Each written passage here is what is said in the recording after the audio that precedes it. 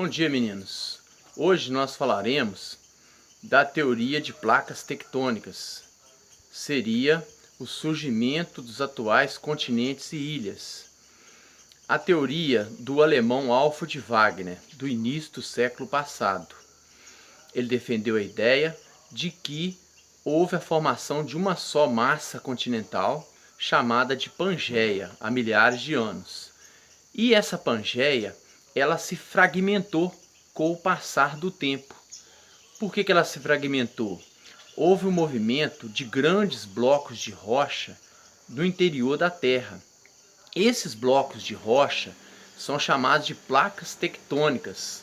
Essas placas tectônicas, elas estão no interior da Terra, se movimentando constantemente.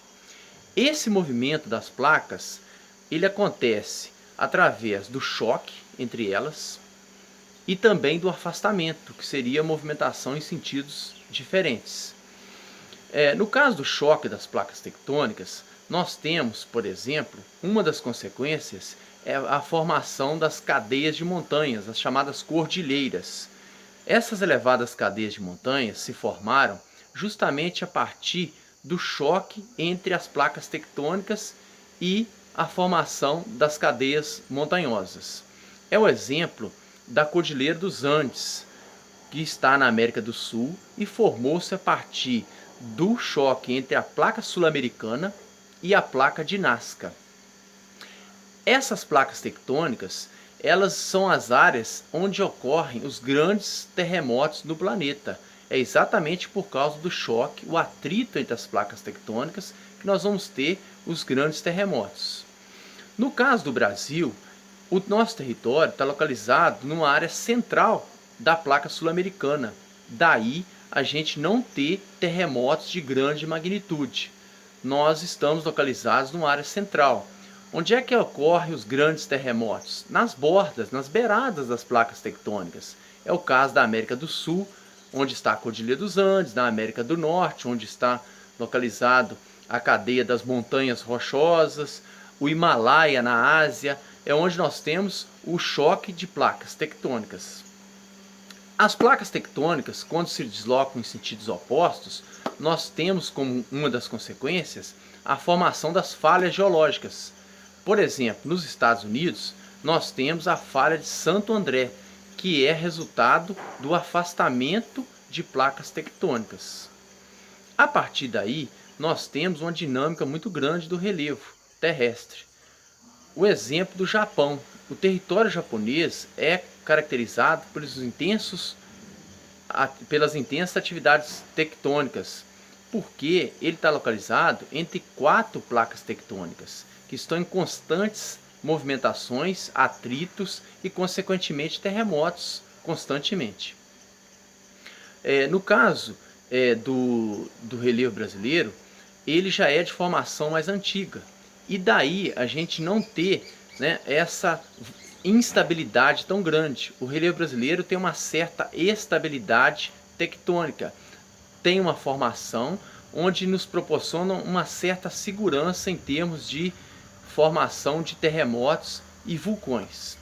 Quando a gente fala das atividades vulcânicas, nós vamos lembrar de um dos grupos de rocha, que seria as rochas vulcânicas, as chamadas rochas ígneas ou magmáticas, que se formam a partir do magma, que vem lá do manto, aquela camada intermediária da Terra, e chega aqui na superfície terrestre em forma de erupção vulcânica.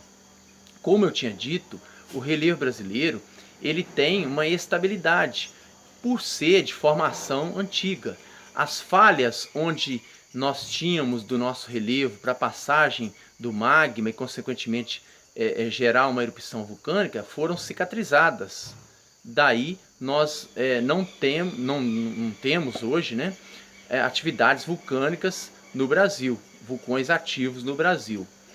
E no relevo japonês, que é de formação recente, está em formação, tem abertura entre as placas, tem passagens para o magma, nós temos constantes atividades vulcânicas.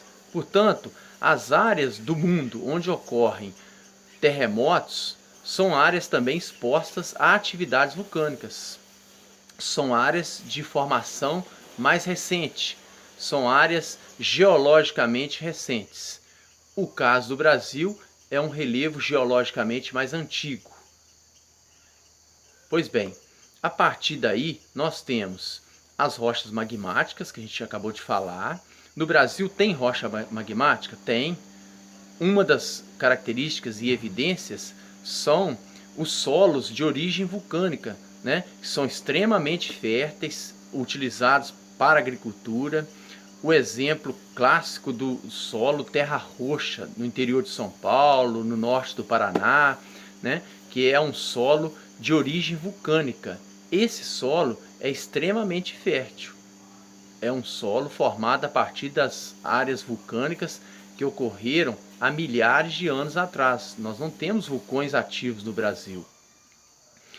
E o outro grupo de rochas que nós temos seriam as sedimentares. Essas são as rochas formadas a partir do acúmulo de fósseis, restos de animais, vegetais.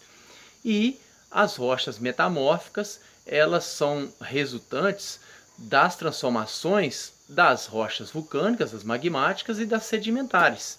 Como que acontecem essas transformações?